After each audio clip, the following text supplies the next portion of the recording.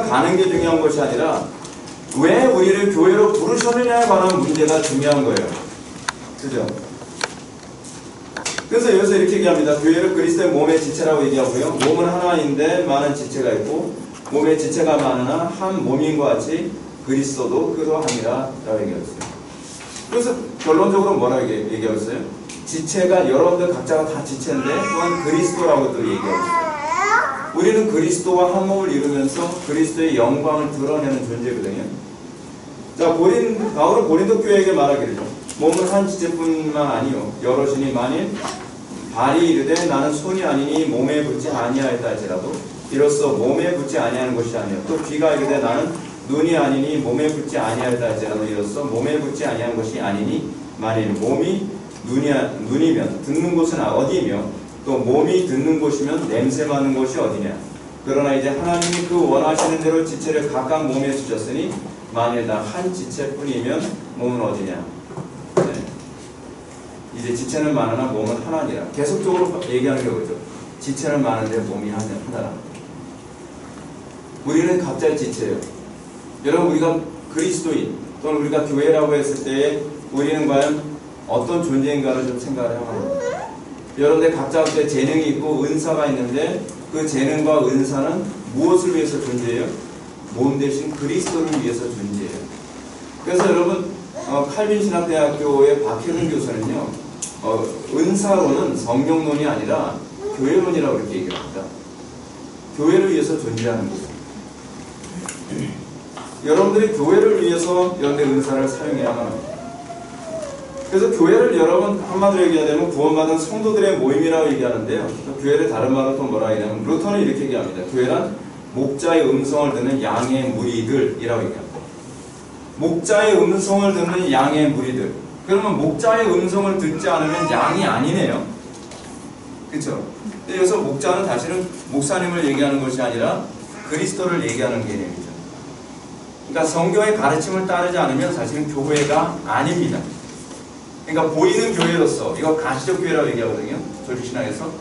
보이는 교회로서 교회의 일원이 될 수 있을지 모르지만 여러분들이 천국 가는 사람으로서 여러분들이 그리스도와 한몸된 존재로서의 교회이기 위해서는 여러분들이 관심을 가질 수밖에 없는 건 그의 말씀이에요. 목자의 음성이에요. 요즘 교인들 보게 되면 목자의 음성에 관심이 없죠. 그리고 강단에서 어떤 걸 기대합니까? 내가 듣고 싶은 얘기를 듣고 싶어 하죠. 그리스도인들은 내가 듣고 싶은 얘기를 듣는 사람이 아니라 내가 들어야 될 얘기를 듣는 사람들입니다. 근데 내가 들어야 될 얘기를 들을 생각은 안 하고 맨날 내가 듣고 싶은 얘기를 해주길 바라는 거예요. 그러면 여러분들 어디 가게 되는지 아세요? 이단 가요. 이단의 특징이 뭐냐면 이단은 여러분들이 듣고 싶어하는 얘기를 열심히 찾아서 얘기해주는 게 이단입니다. 그래서 여러분들이 항상 관심을 가져야 되는 것이 하나님께서 나에게 무슨 말씀을 하기 원하시는가. 근데 하나님께서 여러분들에게 항상 좋은 얘기 안 해주시잖아요. 여러분들이 좀 쓴 얘기 많이 하시죠. 회개하라는 얘기 많이 하시죠. 근데 들어야 될 얘기는 듣는 거죠. 그게 양의 특징이에요. 들어야 될 얘기를 듣지 않으면 그거는 염소죠. 그래서 제가 이제 우리 교회 성도들한테는 그런 얘기합니다. 나는 목양을 하는 사람이지 나는 목축업자가 아니다. 여러분 목축하게 되면은 양만 치는 사람이 아니잖아요. 목양은 뭐냐면 양만 치는 사람이 목자거든요. 근데 목축업자들은 뭐 염소도 치죠. 오늘 교회는요 지금 목축업자들이 목회를 하는 경우가 되게 많이 있어요. 양이든 염소든 늑대든 뭐 마귀든 다 들어오라는 거예요. 네. 근데 사실은 성경 안에서는 성경에 가르치는 건 그리스도께서 우리에게 보내주신 양을 돌보고 예수님께서 베드로에게 그런 말씀하셨잖아요. 내 양을 치라. 내 양을 먹이라. 내 양을 치라. 그렇죠? 그리스도께서 베드로에게 얘기한 것은요. 양을 돌보는 역할이었지 교회 안에 양이건 염소건 무조건 다 받아들여서 숫자를 늘려라가 아니에요. 근데 지금 한국교회가 지금 소위 불순물이 섞이는 이유 중에 하나는 뭐냐면 양을 치는 데 관심이 있는 것이 아니라 어떻게 하든지 사람들을 끌어모으는 목축업자가 되는데 너무 관심을 많이 가지고 있다는 거예요. 그러니까 제가 부교육자 생활하면서 여러 교회 다니다 보면 굉장히 힘들었던 게 뭐냐면 교회 안에 늑대와 이리와 염소들이 득실득실해요. 근데 늑대와 이리와 염소들이 득실득실하면 교회 안에는 그 양들은 어떻게 되는지 아시죠? 들이 갇혀지고요. 물어 뜯기고 피가 철철 흘러요. 늑대와 일이나 염소 같은 교인들만 속 편하게 교회 다니죠. 정작 양들은 눈물을 흘려요. 그 제가 오랜 세월 동안 목회하면서 저는 그런 생각을 했어요. 특히 저는 어렸을 때 교회 안에서 그런 꼴을 굉장히 많이 보고 컸거든요. 제가 모태신앙으로 자랐는데. 그래서 제가 적어도 우리 교회 안에서는 양들이 물어뜯기거나 상처받는 교회가 되지 않도록 해야 되겠다. 양들의 안식처 또는 양들이 배불리 꼴을 먹을 수 있는 곳, 양들이 안식을 얻을 수 있고 쉼을 얻을 수 있는 곳이 교회여야 되겠다. 그래서 여러분, 교회의 중요한 역할 중에 하나가 뭔지 아시죠? 교회는 그 시장의 역할을 하죠. 그렇죠? 그래서 청교도들은 주일 성수를 뭐라고 얘기합니까? 영혼의 장터라고 얘기하죠. 그래서 일주일 동안 먹고 살 수 있는 영혼의 양식을 얻기 위해서 예배당에 와요. 그 예배당에 와서 성도들과 서로 교제를 나누고 성도 그 안에서 서로 교통을 이루고 거기서 위로를 얻고 세상에 나가서 싸워서 이길 수 있는 영적인 힘을 공급받죠. 그래서 교회가 어떻게 해요? 성도들의 안식처 역할을 하죠. 교회가 성도들의 안식처 역할을 못하게 된다면 그 교회는요 굉장히 어려움에 처할 가능성이 굉장히 많이 있습니다. 그래서 여러분, 교회와 관련해서 우리가 이해해야 될 중요한 개념이 있죠. 칼빈은 교회를 성도들의 어머니라고 이렇게 얘기했습니다. 사실은 지금 제가 교회라 설교를 하는데 이 교회론 강의는 우리 교회에서 성도의 어머니 교회라는 제목으로 그 주제하에서 이제 수련했던 내용이에요. 처음에는 이 설교를 저한테 부탁했던 데가 어디였냐면 미국의 그 에덴 장로교회라고 하는 교회에서 그 목사님이 저를 이제 초청을 했어서 요번에 교회론 조직신학 강의를 좀 해달라고 부탁을 하셔가지고 그래서 제가 준비해서 했던 것이 이 설교 원고입니다. 근데 이제 그때 제가 했던 그 주제가 뭐냐면 성도의 어머니 교회거든요. 교회의 역할이 어머니 역할입니다. 그 칼빈은 이렇게 얘기해요. 어떻게 교회가 어머니 역할을 하나? 이는 이 어머니가 우리를 잉태하고 낳으며 젖을 먹여 기르고 우리가 이 육신을 벗고 천사같이 될 때까지 보살펴 주시고 지도해 주시지 않는다면 우리는 생명으로 돌아갈 길이 없기 때문이다. 연약한 우리는 일평생 교회에서 생도로 지내는 동안 이 학교로부터 떠나는 것을 허락받을 수 없다. 어머니가 하는 일이 뭐죠? 어머니는 출산하고 젖을 먹이고, 그래서 젖을 먹이는 부분을 이제 성경에서 뭐라고 하죠? 하나님의 말씀이 젖이라고 하는 표현도 나타나죠. 그러니까 교회가 어머니 역할을 하기 때문에 그렇습니다. 그리고 양들을 돌보고 성도들을 돌보죠. 생명으로 들어가죠. 근데 교회가 이 역할을 안 하게 되면 교회에서 어떤 현상이 나타나냐면 양들이 굶주리죠. 그렇죠? 양들이 말씀이 없어도 굶주리고 교회 안에 있는 늑대와 일에 의해서 물어뜯기고 염소에 의해서 들이받치고, 그래서 사람들이 교회로 오게 되면 위로와 안식과 새 힘을 얻는 것이 아니라 교회를 와서 어떻게 해요? 상처받고, 그래서 사람들이 점점 교회 안 나오려고 하잖아요. 교회 안 나오려고 하는 이유가 뭐냐면 교회 와서 상처받는 경우가 되게 많으니까요. 교회가 안식처가 아니라 오히려 쉼이 없는 곳이 돼버리니까요. 그래서 젊은이들이 교회를 굉장히 많이 떠나요. 왜냐하면 교회가 교회 역할을 제대로 잘 못하기 때문에 그런 거라고 저는 생각을 합니다. 우리 교회도 젊은 사람들이 반 이상이거든요. 근데 전통적인 그 목회를 하는데도 오히려 젊은 사람들이 더 많아요.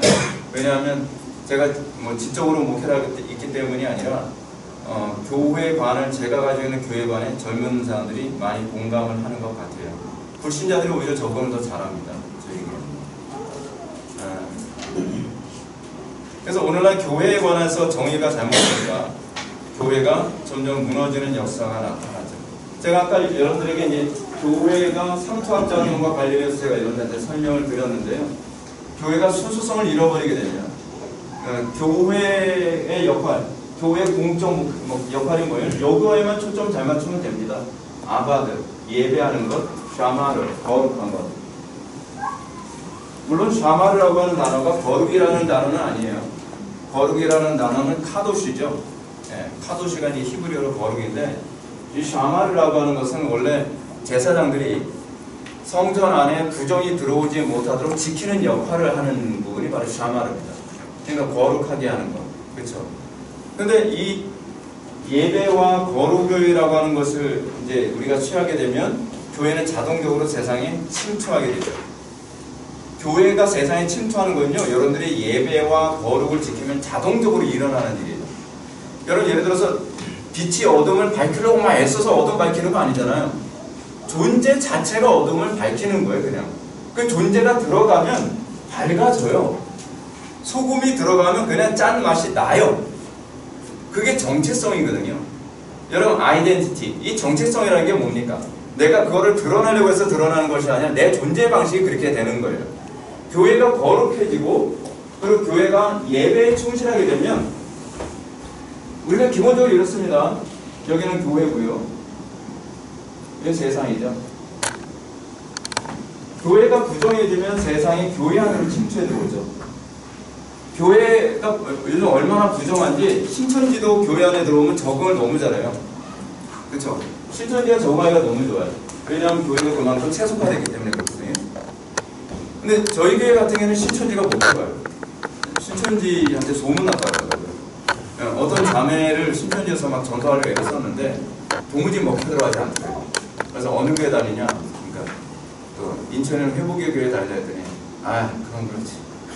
그냥 그날로 그냥 포기해버렸어요. 신천지 안에서도 우리 교회 벌써 소문이 난 것 같아요. 보니까 몇 번 왔다 가는 흔적이 있거든요. 우리 교회 안수일산에 딱 보니까 신천지 가더래요. 근데 그날로 인상이 꾸겨지더니 안 나오더라고요.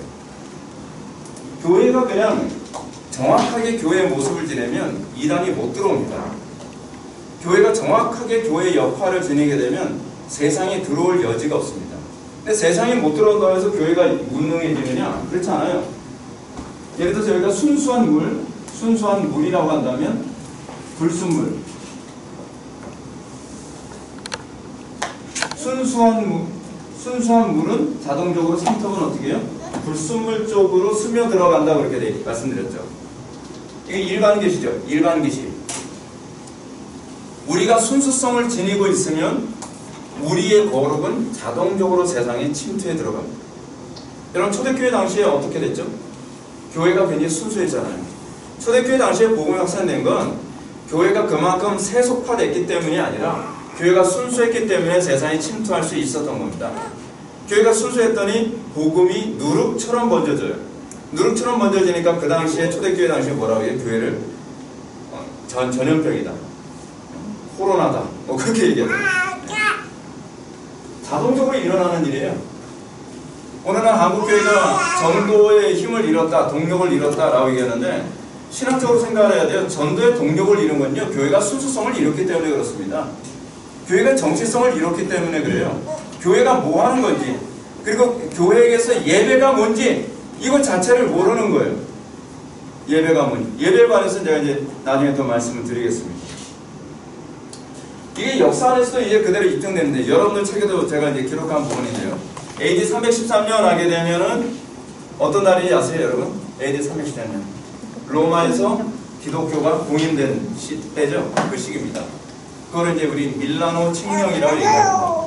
그 밀라노 칙령 때 기독교가 로마에서 공인이 됐습니다. 공인됐더니 기독교가 확산되는 것이 아니라 오히려 기독교가 타락했죠.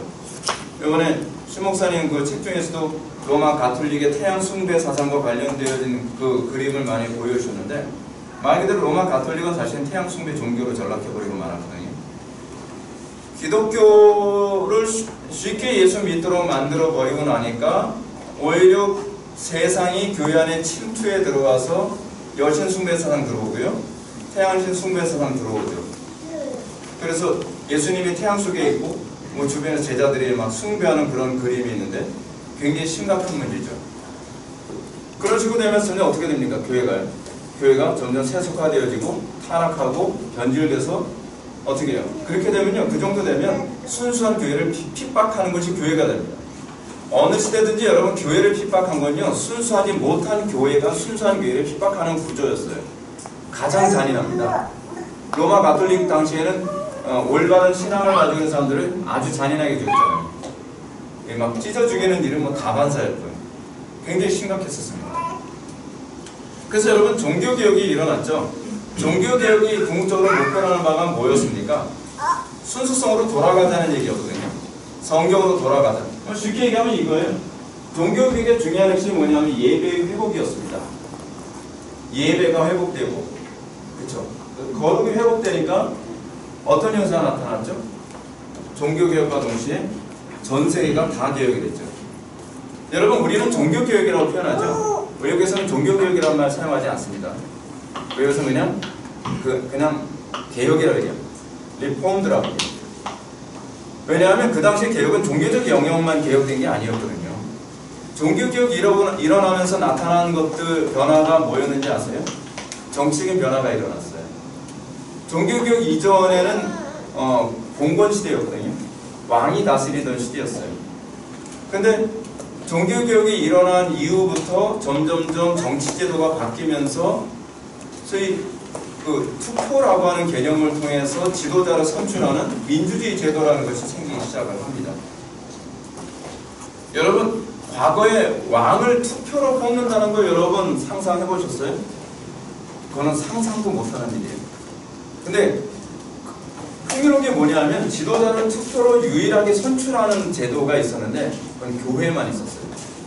교회 안에서만 그러니까 이 다스리는 목사를 장로라고 얘기하죠.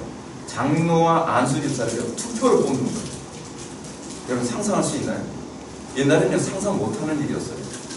근데 이 교회의 투표를 통해서 지도자를 뽑는 이 선출제도 방식을 존 로크 시대에 가서는 더 확산시켜서 그것을 국가로 확산시킨 거예요. 그래서 국가는요, 일종의 교회의 확장판이에요. 여러분, 교회가 얼마나 중요하냐면 교회의 축소판이 뭔지 아세요? 가정이에요. 그리고 교회의 확대판이 국가입니다. 그래서 교회의 구조는요, 가장 탁월한 정치제도예요. 그리고 우리는 소위 장로정치제도라고 얘기해요. 여러분, 우리가 소위 그 대의민주제라고 얘기를 하잖아요. 대의민주제라고 했을 때 우리가 뭐 국회의원 선출하고 미국 같은 경우는 하원의원, 상원의원을 이제 뽑아서 정치를 하고 대통령도 투표를 통해서 선출을 하잖아요. 근데 그 개념이 사실 다 교회에서 나온 거예요. 교회 장로정치제도였어요. 그러니까 종교개혁이 일어나면, 그러니까 오죽하면 유럽에서는 이런 얘기를 합니다. 루터와 칼빈을 모르면 유럽을 이해할 수 없다. 종교개혁은 단순히 종교만 개혁한 사건이 아니라 소위 유럽 전체, 더 나아가서는 전 세계의 어떤 시스템 전체가 다 바뀌는 사건이었어요. 엄청난 사건이죠. 여러분, 종교개혁 이전에는요, 일반 국민들이 고기로 배를 채운다는 건 상상도 못하는 일이었습니다. 근데 민주주의가 들어가려면요,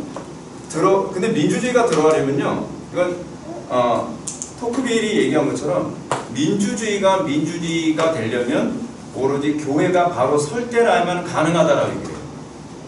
근데 그 이유가 뭐였냐면 알렉산더 토크빌이죠. 알렉산드 토크빌. 근데 이 토크빌이 프랑스 사람인데 토크빌이 한 가지 고민을 했던 게 하나 있어요. 그게 뭐였냐면 왜 프랑스는 민주주의가 안 되는가에 관해서 고민을 했어요. 근데 프랑스 민주주의는 사실은 그리스식 민주주의를 했거든요. 근데 민주주의가 안 되는 거예요. 맨날 혁명 외치고 맨날 나라가 아수라장이고. 그러니까 토크빌이 민주주의가 가장 현실화가 잘 된 나라로서 미국을 찾아갔거든요. 미국을 찾아갔는데 미국이 민주주의가 잘 된 이유가 뭐였나 했더니 지역에 있는 개교회가 거룩을 유지하고 개교회가 항상 깨어있는 도덕적 관점을 가지고 있더라는 거예요. 근데 그 역할은 교회가 하는 일이었었어요. 교회가 성도들, 국민들 한 명 한 명을 제대로 양육을 하니까 민주주의가 되더라는 거죠.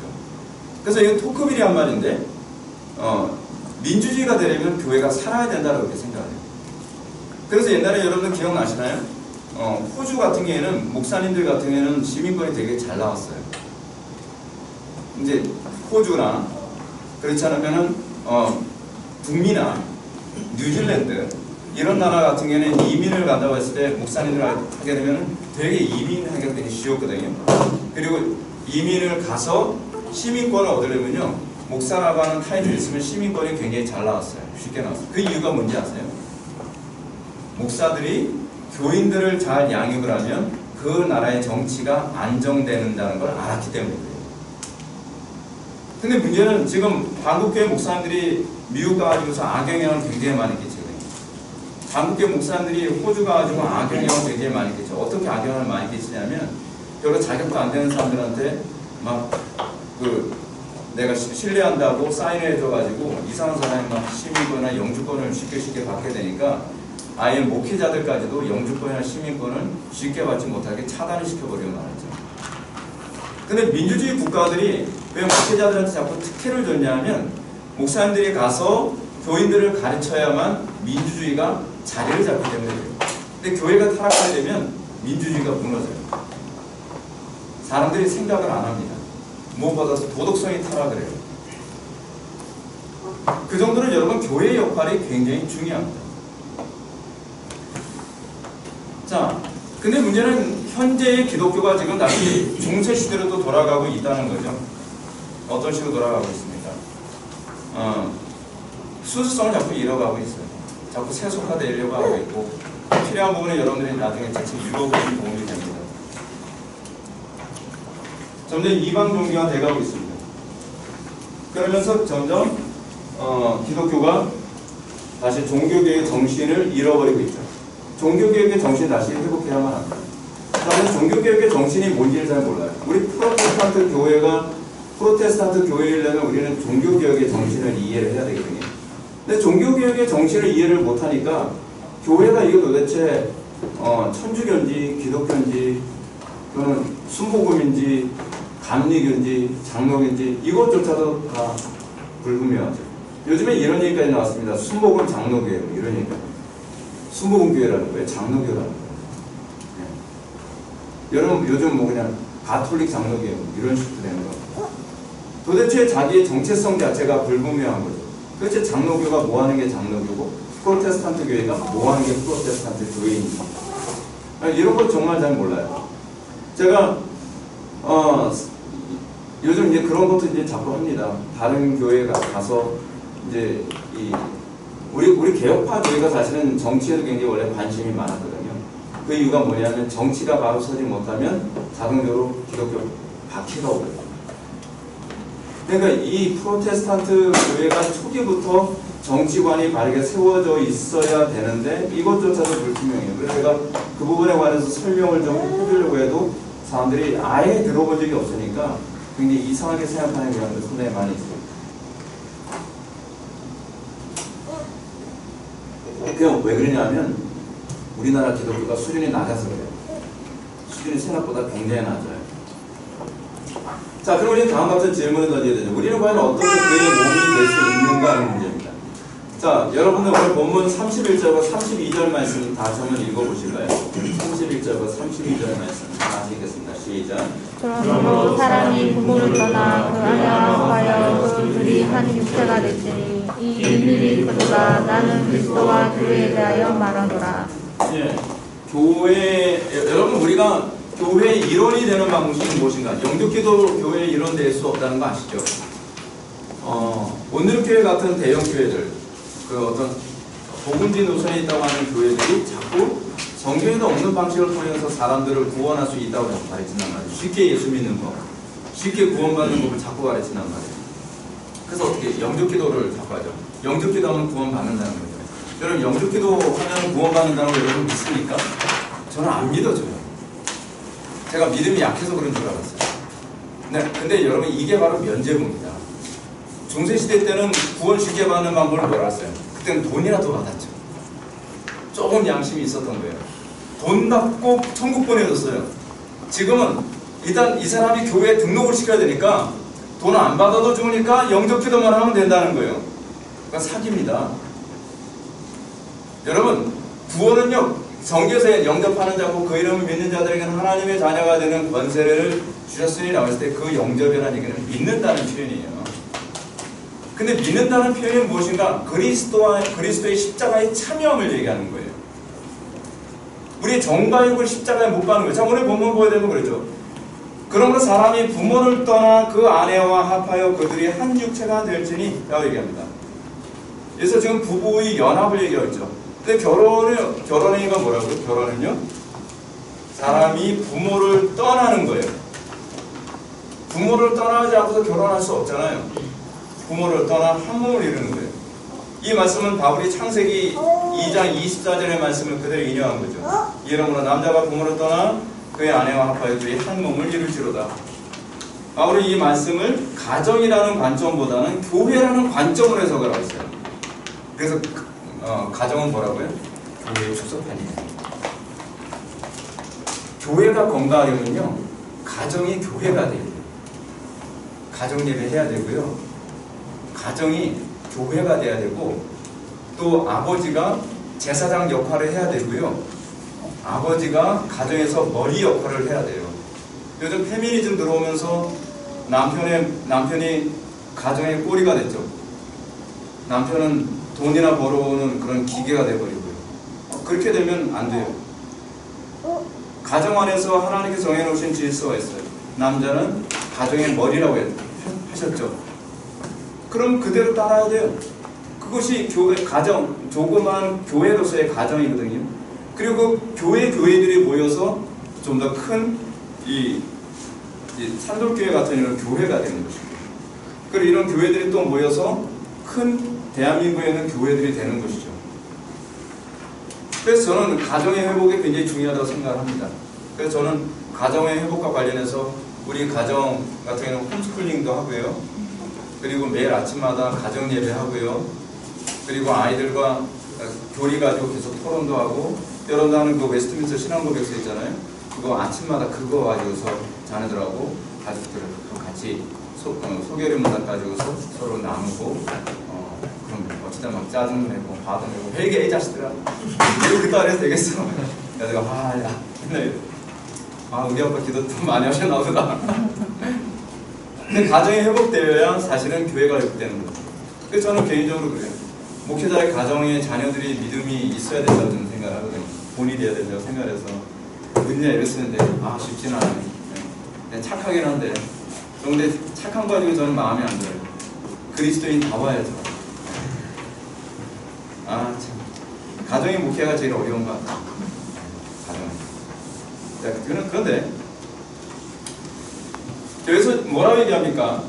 그리스도와 한 몸을 이루기 위해서 항상 성경이 얘기하는 관점이 있죠. 요한복음 15장에 보게 되면 15장에 무슨 얘기 나오는지 여러분 아세요? 포도나무와 가지의 비유가 나오죠. 우리가 포도나무에 접붙임 받으려면 그 이전에 뭐가 먼저 선행되어야 되죠? 다른 나무에서 가지에서 먼저 잘려나가야죠. 십자가죠, 십자가. 이미 그 기존에 내가 아버지 또는 어머니라고 여겼던 그 가지에서 잘려나가 그리스도라고 하는 그 나무에 접붙임 바 되어지는 것, 이것이 가정이죠. 부모를 떠나는 것이 얼마나 아픕니까? 좋아하는 사람도 있죠. 사랑하는 남자가 되니까 부모 마음 찢어집니다. 자식들이 그냥 부모 떠난다니까 저렇게 좋아하는. 근데 여러분, 우리는 부모로부터 떠나는, 그래서 여러분 아들들은 별로 안 그러는데 딸들은 결혼할 때 막 울잖아요. 근데 그게 사실은 결혼이거든요. 자기가 익숙했고 자기가 사랑했던 부모로부터 떨어져 나가는 아픔을 감수해야 어떻게 해요? 다른 배우자와 한 몸을 이룰 수 있는 거죠. 영적 기도로 그렇게 쉽게 구원받는 거 아닙니다. 우리는 먼저 세상으로부터 끊어져 나가는, 그래서 항상 복음의 메시지가 뭐죠? 회개하라, 천국이 가까이 왔는 거죠. 회개가 우선이고요, 회개한 사람이 들어가는 것이 하나님의 나라예요. 회개하지 않고 영적 기도만 했다고 천국 들어가는 거 아닙니다. 회개하는 사람이 천국에 들어가는 거죠. 저희 옛 아버지인 마귀로부터 끊어진 사람이 새 아버지이신 하나님께로 접붙임되는 거죠. 그죠? 그래서 부부라는 것은 그리스도와 교회의 관계를 설명해주는 일반 계시이기도 하죠. 이 말씀을 인용하면서 덧붙여 말하기를 뭐라 해요? 이 비밀이 크도다. 나는 그리스도와 교회에 대해서 말하노라 라고 얘기해요. 가정을 얘기하면서 뭘 얘기해요? 그리스도와 교회에 대해서 얘기한다는 거예요. 근데 이 비밀이 또 크죠. 로마서 13장에서는 이것이 국가에 대한 얘기라는 부분을 또 사도 바울이 로마서에서 또 설명을 합니다. 이것이 칼빈의 기독교 강요 4권 20장 이후에 나오는 얘기이기도 해요. 그렇습니다. 부부란 바로 그리스도와 믿음으로 연합한 교회의 예표입니다. 연합을 통해서 신랑 되신 예수 그리스도의 모든 것을 공유하죠. 결혼하면 어떻습니까? 남편의 것 공유하죠. 통장 공유하잖아요. 그렇죠? 차도 공유하잖아요. 집도 공유하잖아요. 그리스도와 우리가 한 몸인 게 그거죠. 우리가 그리스도와 한 몸을 이루면서 어떻게 아들로서의 모든 권리를 다 공유하죠. 그건 놀라운 일 아닌가요? 그냥 우리 양자의 영을 받았으니까. 우리는 주님의 자녀가 됐으니까. 그래서 내가 주님의 자녀가 됐느냐 아니냐를 검증하는 중요한 시금석이 뭐냐면 그리스도께서 가지셨던 그 은혜를 내가 공유하냐를 확인하는 거예요. 그게 자기를 점검하는 방식이죠. 그것 중에 대표적인 게 뭐예요? 거룩을 공유하고 있나요? 그리스도의 지혜를 공유하고 있나요? 그리스도의 사랑을 공유하고 있나요? 거기서 내가 자녀됨을 확인할 수 있는 것이죠. 자, 부부는 바로 그리스도와 믿음으로 연합한 예표라고 했죠. 우리가 그리스도와 연합을 이루는 한 몸, 다시 말해서 그의 몸의 지체가 됩니다. 그러기 위해서 바울은 먼저 사람이 부모를 떠나야 된다고 얘기하고 있습니다. 부모를 떠난다는 것은 자신이 태어난 본질로부터 떠나는 겁니다. 우리의 회심 사건을 잘 얘기해주는 부분입니다. 우리 몸은 우리의 어떤 의지나 결정과 아무 관계없이 부모의 살과 피를 그대로 받았죠. 여러분 태어났을 때 저는 부모의 유전자를 받아서 키가 크지 못했습니다. 이거는 제 선택이 아니에요. 저는 이렇게 태어나시지 않았어요. 근데 여러분 어떤가요? 여러분들이 원치 않아도 여러분들은 원죄를 가지고 태어나죠. 우리의 옛 아버지는 누구이기 때문에 첫째 아담이기 때문에. 그렇죠? 그래서 우리는 그 원죄를 우리는 공유를 해요. 그래서 우리가 새로운 그 은혜를 공유하기 위해서 어떻게 해요? 마지막 아담에 참여해야죠. 그리고 위해서는 첫째 아담과의 관계가 끊어져야죠. 그리고 나서 마지막 아담에게 참여하는 겁니다. 그래서 저는 기대해요. 전 천국에 가면 하나님께서 변화된 새 육체를 좀 키 큰 새 육체를 주실 믿습니다. 네. 주실지 모르겠어요. 가봤어요 아직. 우리 아들이 그래요. 아빠는 키가 한 180만 됐으면 진짜 끝내줄 뻔했는데. 누군가 이제 저 듣기적으로 하고 이제 그런 얘기 하더라고요. 목사님은 왜 키까지 크셨으면 진짜 더 멋있었겠어요. 그래서 제가 그렇게 얘기를 했어요. 더 교만했겠죠. 그렇게 얘기했어요. 하나님은 공평하시니까 이렇게 주신 것 같은데 참 사는데 좀 불편할 때가 많아요. 네. 자, 하여간 이 어쨌든 간에 부모를 떠난다는 것, 우리가 부모를 떠나는 것이 선행되어야 그 다음에 우리는 그리스도 안에 있는 그 은혜의 부유함을 공유할 수 있게 되는 겁니다. 몸만 떠나는 것이 아닙니다. 몸과 정신과 전인격이 부모로부터 떠나 새로운 몸에 연합하는 거죠. 예를 들어서 여러분 어떻습니까? 어떤 사람이 결혼했어요. 결혼을 했는데 이제 육신적으로는 부모로부터 떠났는데요. 정신적으로는 전혀 부모에게 떠나지 않았을 경우 그럼 결혼 생활이 정상적으로 일어나지 않죠. 그렇죠? 그건요 특별 계시를 잘 설명해 주는 거예요. 예를 들어서 어떤 사람은 몸으로는 불교로부터 기독교로 개종을 했는데요. 정신은 여전히 불교적으로 생각을 해요. 그건 진짜 회개한 게 아니죠. 그렇죠? 그 옛날에 저희 교회에 어떤 사람이 왔어요. 그분이 이단에 몸담고 있다가 우리 교회로 왔는데 몸은 떨어져 나왔는데 생각은 항상 이단적으로 생각을 해요. 근데 결국 다시 이단으로 또 돌아가요. 이게 사실은 이 가정이라고 하는 것을 통해서 특별 계시를 너무 잘 설명해 주고 있죠. 우리는 세상으로부터 떠난 존재여야만 근데 우리는 몸만 떠나서는 안 돼요. 그걸 우리는 뭐라고 얘기하냐면 성속이혼론이라고 얘기합니다. 성속이혼론자들은 몸은 금욕주의적으로 세상을 떠나는데 정신이나 사고방식은 여전히 세상적이에요. 그래서 모든 걸 판단하고 결정할 때는 꼭 세상적인 사고방식을 판단하고 결정을 하죠. 그거는 떠난 게 아닙니다. 여러분 부부관계에서 제일 스트레스 받을 때가 어떤 때라고 얘기하냐면 남편이 또는 아내가 이렇게 독립해서 산다고 얘기하는데 맨날 문제 생기면 부모한테 의견해요. 부모에게 이것을 다 물어봐요. 남편이나 아내의 의견을 존중하지 않아요. 그럼 떠난 게 아니죠. 그렇죠? 부모를 떠나서 이제 독립된 인격체로서 좀 더 발전하고 아내를 존중하고 남편을 존중하면서 그 가정이 성숙해져 가는 거거든요. 그래서 어른이 돼가는 거예요. 성도들도 그렇습니다. 우리는 세상으로부터 떠났습니다. 근데 몸만 떠난 것이 아니라 마음도 떠나야만 합니다. 그게 교회입니다. 그리고 그렇게 구원받은 성도들의 모임이 어떻게 해요? 그것이 또한 성도들에게 어머니 역할을 합니다. 세상에서 고통받고 힘들고 그리고 지치는 사람들이 교회에 와서 어떻게 해요? 위로를 얻죠. 왜냐하면 같은 신앙 고백이 되니까. 여러분, 우리가 가지고 있는 사고방식이 세상에서 납득이 안 될 때가 되게 많이 있고요. 예를 들어서 우리는 술을 안 마시죠. 술 왜 안 마시는? 안 믿는 사람은 납득 못하죠. 그런데 우리가 성도들끼리 모이면 납득이 되죠. 힘들겠거나 너희에서 기도해 줄게. 술 마시는 거 이 문제에 관해서 왜 같이 기도하자. 저 군대 있을 때 술 안 마신다고 고참이 뭐라고 막 그러더라고요. 그래서 그 당시엔 좀 혈기가 좀 많아서 들어엎을 뻔했다가 말았는데 그때 진짜 많이 변했어요. 은혜가 많이 달라졌어요. 지금 요즘에는 옛날에는 제가 막 은혜를 덜 받았을 때는 인상이 너무 살벌해가지고 사람들이 어떤 사람인지 막 그랬었는데 요즘에는 길거리에 가면 처음 보는 사람이 그래요. 혹시 목사님이세요? 아니 내가 목사님이지 어떻게 알았지? 근데 제가 목사로 보인대요. 야 신기하다. 옛날에 목사를 안 보였는데. 네, 여러분 우리가 은혜 받으면 좀 달라져야 돼요. 눈빛도 달라져야 되고. 자, 근데 여러분 이 비밀이 크지 않나요? 여러분 가정이 제가 왜 소중하다 얘기하냐면 가정을 통해서 교회를 더 많이 이해할 수 있습니다. 저는 제가 제 가정을 통해서 교회를 더 많이 이해합니다. 교회에서 속삭이는 게 가정에서 똑같이 나타나요. 교회에서 일어나는 일들이 가정 안에서 그대로 일어나요. 그래서 사도 바울이 이런 얘기했습니다. 뭐라고요? 가정을 돌보지 않은 자가 교회를 돌보는 목사가 될 수 없다라는 얘기입니다.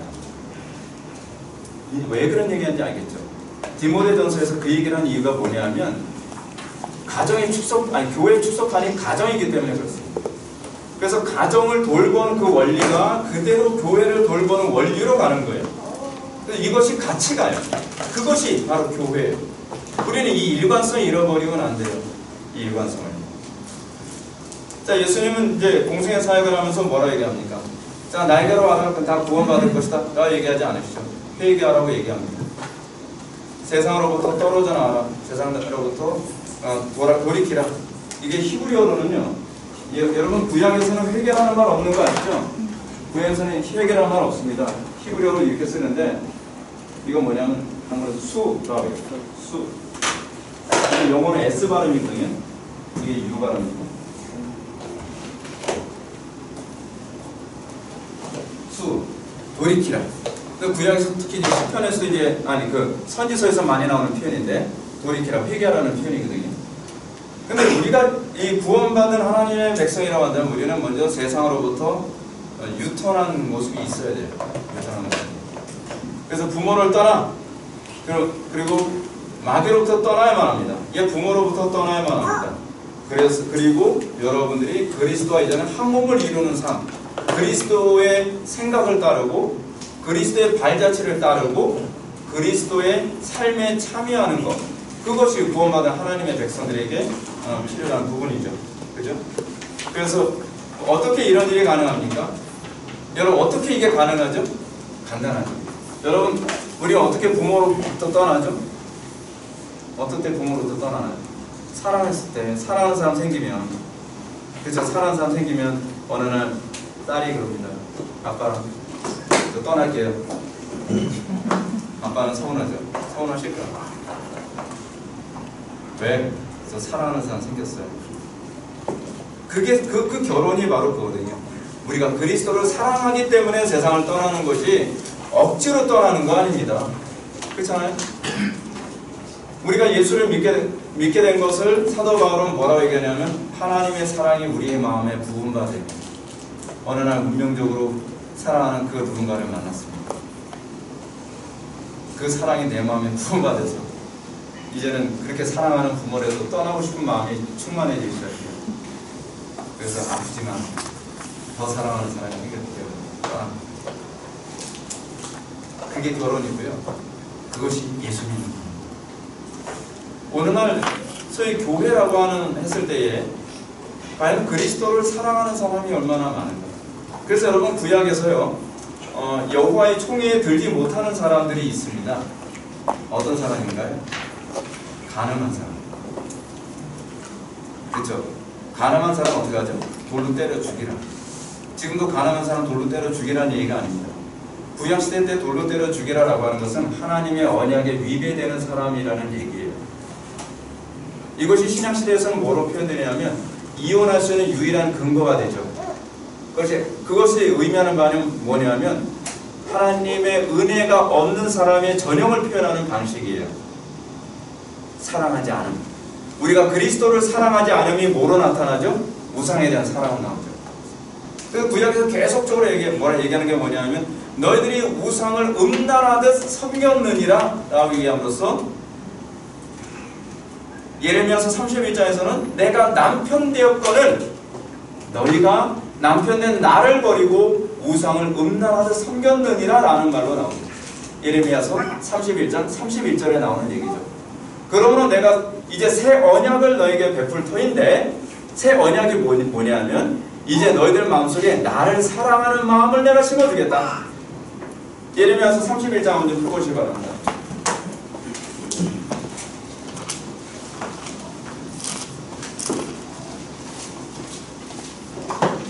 교회를 이루는 방식을 아주 잘 표현해주고 있죠. 예레미야서 31장 31절 말씀.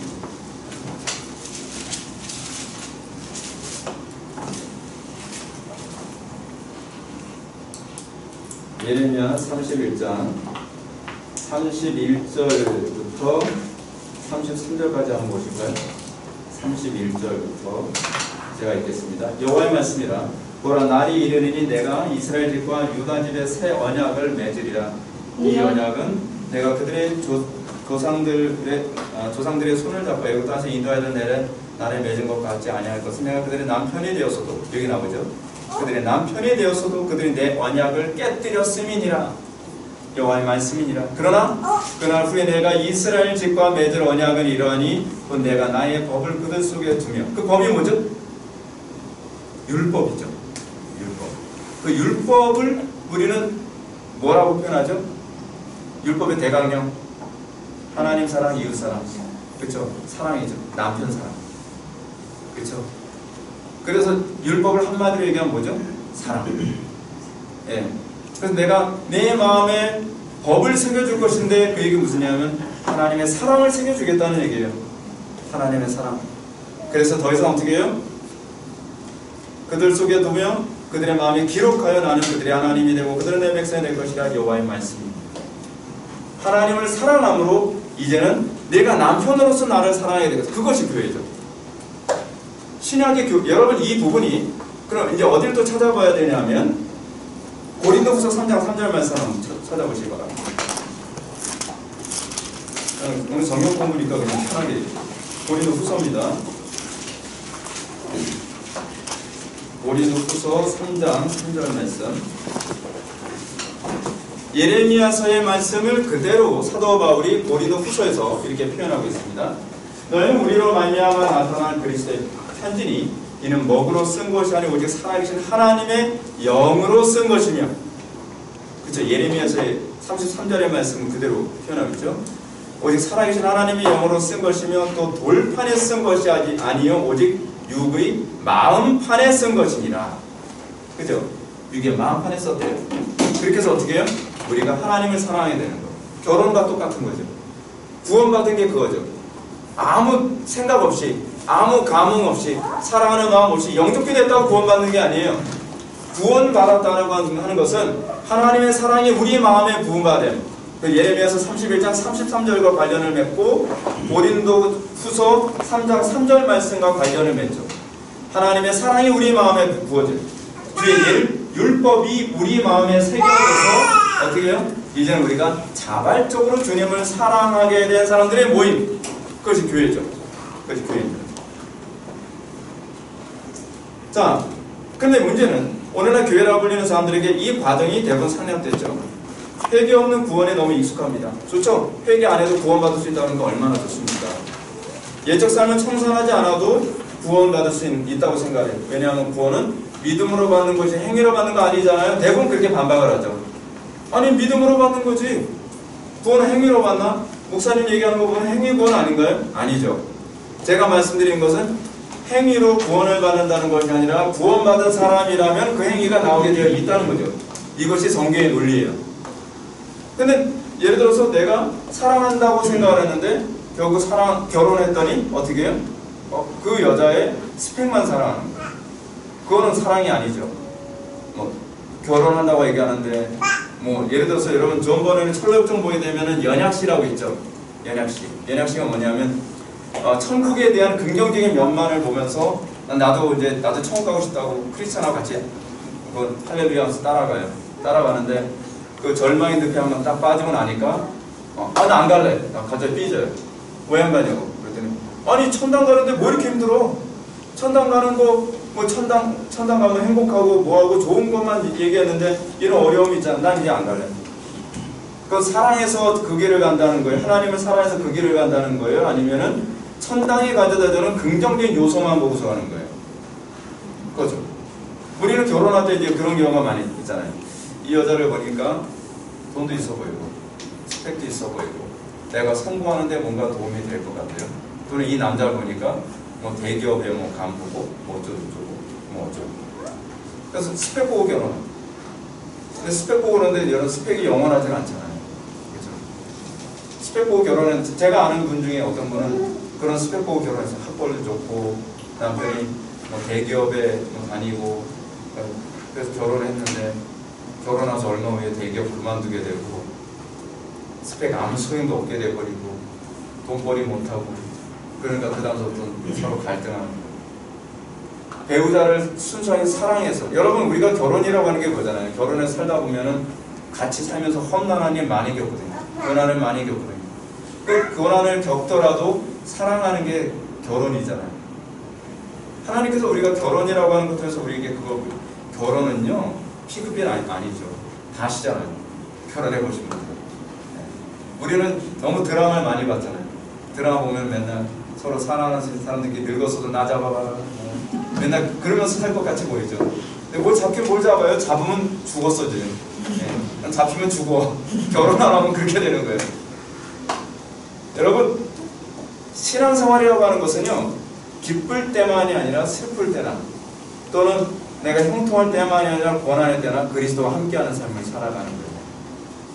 그것이 결혼 생활을 통해서 우리에게 보여주는 예표죠. 그것 우리가 그리스도와의 관계 안에서 그 신실함이 드러나야 되는 것이죠. 여러분 가정을 가는다는 건 굉장히 유익합니다. 거기서 교회를 더 많이 묵상할 수 있습니다. 그래서 그리스도의 사랑을 더 많이 묵상할 수 있게 되는 것이죠. 자 그러면 이제 믿음으로 구원받는다 했어요. 그럼 그 믿음이란 무엇이냐? 믿음이란 성령께서 우리를 그리스도와 한 몸을 이루도록 사랑을 부어주신 사건입니다. 그게 믿음이에요. 여러분 신기한 게 뭐냐면 사랑하면 믿어지죠. 사랑하지 않는 사람이 나 널 위해서 뭐든지 다 할 수 있을 것 같아. 그럼 내가 사랑하지 않는 사람이 그럼 어떻게 믿어? 냉정하게 얘기하죠. 근데 사랑하는 사람이 그런 얘기하면 진짜 다 해줄 수 있을 것 같아요. 그렇죠? 우리가 예수님이 나를 위해서 모든 걸 다 해주실 수 있다라고 했을 때 사랑하지 않으면 안 믿어져. 근데 그리스도를 사랑하면 주님께서 나를 어떤 상황에서도 사망의 음침한 골짜기에서 나를 구해주시고 인도해 줄 걸 믿죠. 그게 믿음이에요. 믿음은 사랑을 전제로 해요. 하나님의 사랑이 우리의 마음에 부어진 바 된 것이 그것이 믿음이고요. 성령께서 우리에게 하나님의 사랑을 부어주심으로써 그래서 연합이 일어나요. 결혼이라는 게 그거 아니에요? 사랑해서 한 몸을 이루게 된 것이 가정인 것처럼 그것이 연합의 원리죠. 연합의 원리. 근데 이렇게 교회 공동체에 출석하는 사람들 중에 참되게 믿음을 가진 사람들과 그렇지 않은 사람들이 섞여 있죠. 이거를 우리는 조직신앙에서 뭐라고 얘기한다고요? 가시적 교회와 불가시적 교회라고 얘기하죠. 가짜가 무슨 가짜입니까? 가할 가짜죠. 네. 골시. 그래서 가시적, 불가시적. 가시적 교회라고 하는 것은 주일날마다 이렇게 정기적으로 모이는 사람들을 가시적 교회라고 해요. 눈에 보이잖아요. 근데 이 중에서 여러분 누가 거듭나는지 거듭나지 않았는지 알 수 있어요? 없어요? 없죠. 여러분 거듭날 때 이마에 막 도장 딱 찍히는 것도 아니고, 여러분들 뭐 구원받을 때 하나님 하늘에서 여러분 뭐 너는 내 아들이라 그렇게 음성 들은 사람 없잖아요. 우리 그런 식으로 거듭나지 않거든요. 조직신에서 얘기하는 것처럼 우리의 구원은 그냥 무의식적으로 일어나요. 체험적으로 느껴지지 않는단 말이에요. 근데 그래서 보이지 않는 교회, 불가시적 교회라고 얘기죠. 근데 문제는 가시적 교회 안에 불가시적 교회가 섞여 있죠. 그렇죠? 어떤 사람만 참된 교회는 불가시적 교회만 참된 교회거든요. 누구만 참된 교회요? 하나님을 사랑하는 자. 곧 그 뜻대로 부르시는 이들입니다. 여러분 항상 구원과 관련해서 나오는 표현이 뭐냐면 하나님을 사랑함이 항상 전제돼요. 하나님의 사랑이 그 마음에 부음하됨이라 하나님을 사랑하는 자, 곧 그 뜻대로 부르심을 입은 자, 이게 구원받은 자들에게 표현하는 전형의 현상이죠. 성령께서 우리의 마음에 부어지게 되면 우리 속에 하나님을 사랑하고 이웃을 사랑하게 되는데, 하나님을 사랑하는 표현은 뭐로 나타나요? 예배로. 이웃을 사랑하는 표현은 뭐예요? 율법 지킴으로, 도덕률로 이렇게 나타나는 거죠. 그래서 뭐 내 부모를 공경하라, 살인하지 말라, 간음하지 말라, 도둑질하지 말라, 그리고 거짓 증거하지 말라, 그리고 탐내지 말라, 이런 식으로 이제 우리의 이웃 사랑이 나타나는 거죠. 그래서 비윤리적으로 사랑하면서도 나 구원받았습니다라고 얘기하는 건 셋바이가는 거짓말이다 라고 얘기하는 거죠. 자, 그러면 개혁자들이 보여주는 교회와 보이지 않는 교회라는 두 기냥 속에 균형을 잃지 않고 참된 교회의 표지는 과연 어떻게 지켜냈을까요? 먼저 신앙 고백을 가르치는 겁니다. 여러분, 교회 안에 누가 구원받았는지 구원받지 않았는지 알 수 없기 때문에 나타나는 딜레마가 있어요. 저도 개척 초반기 때 이것 때문에 굉장히 많이 힘들었는데, 구원받지 않은 사람들이 교회 안에 들어오면 들어올수록 그만큼 교회 수수성은 무너지거든요. 교회는 세속화되어져요. 그렇다고 해서 구원받은 사람들도 있잖아요. 여러분, 지금 구원받지 못했어도 앞으로 장차 구원받을 사람들도 있거든요. 그러면 그 사람이 구원받을 사람인지 안 받을 사람인지 또 모르잖아요. 그러니까 이게 목회하면서요, 이게 굉장히 산술적으로 되지가 않아요. 예를 들어서 당신 구원받은 것 같으니까 우리 교회 들어와. 당신은 구원받지 못한 것 같으니까 들어오지 마. 그럴 수 없어요. 아무리 조직폭력배 같은 사람도 들어왔다가 뭐 언제 또 회심할지 모르는 일이고, 그러니까 어떤 사람은 인내해줘야 되고 어떤 사람은 또 권징으로 또 출구시켜야 되기도 하고, 다양한 이 목회가 굉장한 어려움이 있습니다. 근데 이거를 지켜내면서도 어떻게 교회의 순수성을 지켜낼 것인가? 이제 그것 중에 하나가 뭐냐면 여러분들이 배우는 신앙고백서. 그래서 신앙고백서를 가르치는 거예요. 개혁자들은 참교회의 표지를 회복하려면 우리가 믿는 대상이 누구인지, 또 우리가 믿는 믿음의 내용을 분명히 해야 된다고 생각했습니다. 그리고 그 고백을 근거로 해서 개혁자들은 참믿음과 거짓 믿음을 구별했어요. 이렇게 해서 개혁자들은 타락한 교회를 정화해 나갔습니다. 그래서 나는 그 믿음에 나는 동의 못한다. 난 그렇게까지 신앙생활 못하겠다. 그럼 교회에서 자동적으로 떨어져 나가는 거죠. 그러나 나는 그렇게 살기 원합니다. 믿음이 없어도 나는 그렇게 살고 싶어요. 하게 되면 그 사람은 적어도 그리스도의 몸의 지체로서 인정을 해줘가는 거죠. 자, 여기서 한 가지 오해할 만한 부분을 또 이제 말씀드려야 될 게 뭐냐면 성리론에 관한 얘기입니다. 여러분들은 신 목사님 어떻게 가르치셨는지 모르겠는데 좀 조심스럽게 하는데 그냥 얘기할게요. 네, 그대로 하겠습니다. 여러분들 성리론에서 세례를 대부분 거듭난 사람이 세례를 받는다고 생각하는 분들이 상당히 많이 있습니다. 이거는 침례교에서 가르치는 겁니다. 제 침례파, 침례파에서는 중생했다라고 판단되는 사람, 거듭났다고 판단되는 사람이 세례를 받는 것이다라고 생각을 해요. 근데 우리 개혁파에서는 그렇게 생각하지 않습니다. 왜냐하면 사도행전에서도 보게 되면 중생한 사람이 세례를 받은 것이 아니라 내가 그 고백대로 살기를 원합니다 라고 하는 사람들이 세례를 받았어요. 베드로가 말씀을 전했더니 그날에 3,000명이 세례받았더라 그러잖아요. 근데 3,000명이요 다 거듭난 사람이 아니에요. 또 여러분 세례와 관련해서 또 얘기할 수 있는 만한 중요한 근거가 있는데 사도행전 8장입니다. 사도행전 8장에 보게 되면 사마리아에서 빌립이 복음을 증거했더니 사마리아 사람들이 예수님을 영접하는 장면이 나오거든요. 근데 그때 다 세례를 받았다고 하는데 그 세례 받은 사람 중에 누구도 포함되어 있냐면 누가 있을까요? 마법사 시몬. 네. 여러분 교회사에서 나오는 사람이에요. 이 사람이 시몬 마부스라고 나와요. 교회사에. 근데 마부스라는 말이 마법사라는 뜻입니다. 그게 아랍어. 마법사 시몬은 틀림없이 거듭나지 않았잖아요. 근데 그때 사도들한테 세례를 받았습니다. 그 얘기는 무슨 얘기냐면 세례는 거듭난 사람이 받는 것이 아니라 내가 그 신앙 고백에 동의합니다. 나 그렇게 예수 믿고 싶습니다. 라고 고백하는 사람들이 받는 게 세례예요.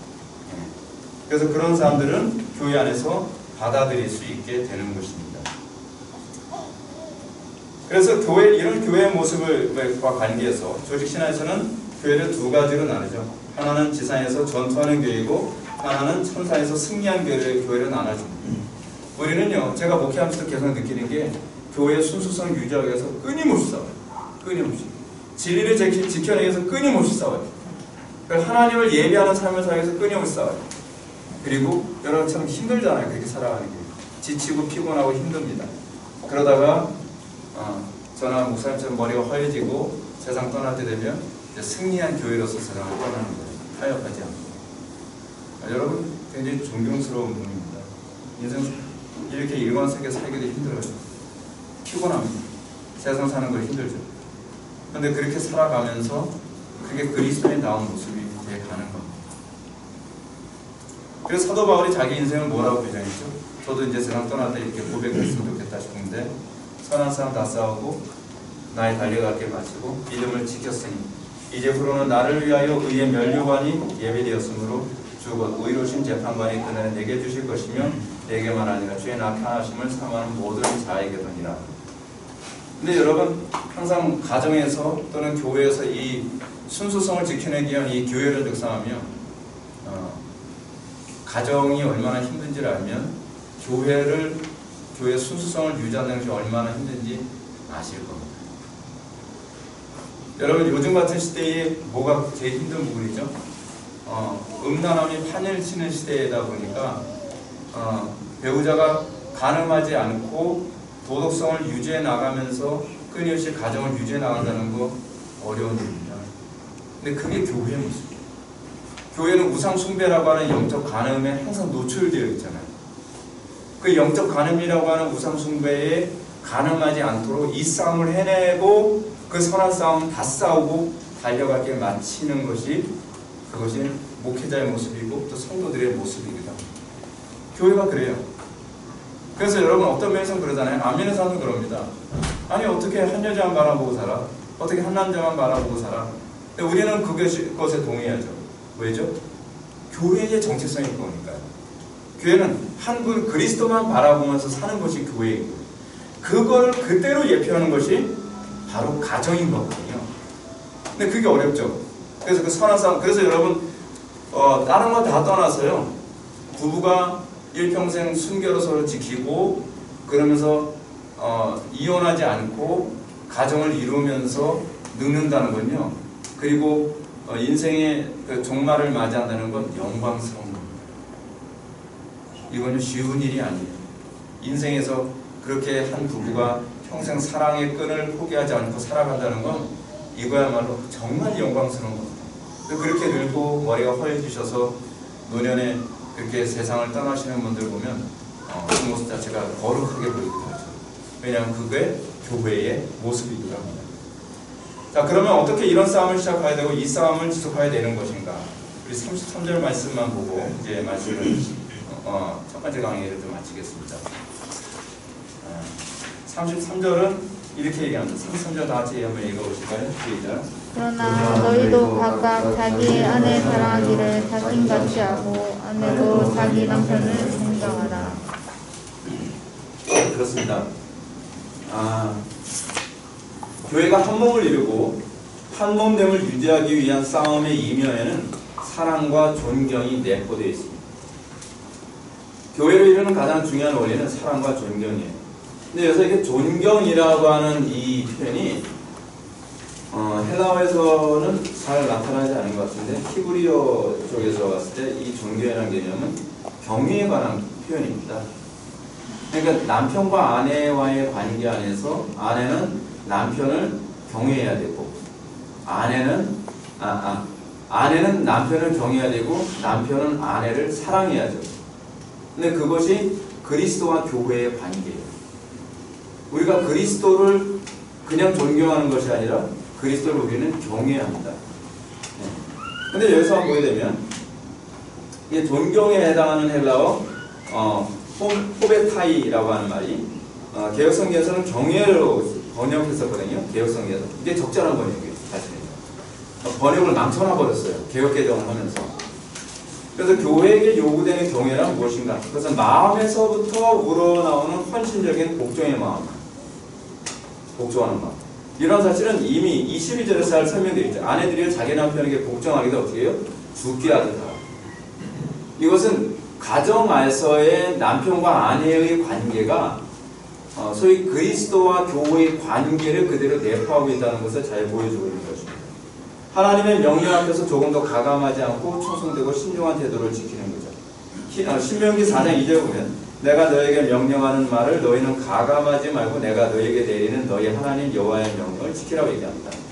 요한계시록에서도 내가 이 두루마리의 예언의 말씀을 듣는 모든 사람에게 증언하노니 만일 누구든지 이것들 외에 더하면 하나님이 이 두루마리에 기록된 재앙들을 더할 것이요 만일 누구든지 이 두루마리 예언의 말씀을 제하여 버리면 하나님이 이 두루마리에 기록된 생명나무와 및 거룩한 성의 참여함을 버리시리라 라고 말씀하십니다. 이제 결론 들어가겠습니다. 우리는 오늘 교회란 무엇인가를 살펴봤는데요. 결코 교회란 무엇인가는 단순한 문제가 아닙니다. 교회를 잘 이해하기 위해서는 가정을 잘 이해해야 되고요. 그리고 가정에서부터 교회를 이해해 들어가면 교회란 무엇인가? 교회란 구원받은 성도들의 모임이라고 얘기했습니다. 또 루터는 뭐라고 얘기했습니까? 교회란 목자의 음성을 듣는 양의 무리라고 했습니다. 칼빈은 교회를 신자들의 어머니라고까지 얘기했습니다. 그래서 가정했을 때의 가정을 좀 더 명확하게 구약적 개념, 창세기적 개념으로 규정한다면 남편과 아내가 가정의 개념이에요. 그리고 남편과 아내라고 하는 가정에서 나온 열매가 자녀죠. 그래서 이러한 교회에 대한 정의는 한 가지 근본적 맥락을 가지고 있습니다. 그것은 교회가 그리스도와 연합된 사람들의 모임이라는 것. 그러므로 교회는 그리스도의 영광을 나타내며 이 땅에서 그리스도의 영광을 위해 끊임없이 훈련되고 양육되는 존재로 인식되어집니다. 그래서 우리가 봤던 것처럼 교회는 이 땅에서 예배하는 존재이고 교회는 거룩을 지켜내는 존재입니다. 그리고 그 예배는 뭐로 나타나요? 문화로 나타나요. 예배에 관해서는 제가 다시 한번 이따가 좀 설명하겠지만 여러분들 예배당에 가서 예배하는 것만 예배가 아닙니다. 그 예배는 삶 전체를 의미합니다. 여러분들에게 이 엄청난 예배의 공동체, 거룩한 공동체로 이 교회가 세워지기를 주님의 이름으로 축원합니다. 기도하시겠습니다. 사랑이 많으신 하나님, 우리가 오늘 시간 교회론을 통하여서 가정과 교회와 국가라고 하는 큰 그림 하에서 교회를 다시 한번 생각해 보았습니다. 교회가 존재하는 목적이 무엇인지를 다시 한번 생각하게 해주시고 우리가 교회의 정체성을 회복하며 이 교회로서 바른 모습으로 살아갈 수 있도록 은혜 베풀어 주옵소서. 예수님의 거룩하신 이름으로 기도드립니다. 우리 한 15분 정도 잠깐 휴식을 취하셨다.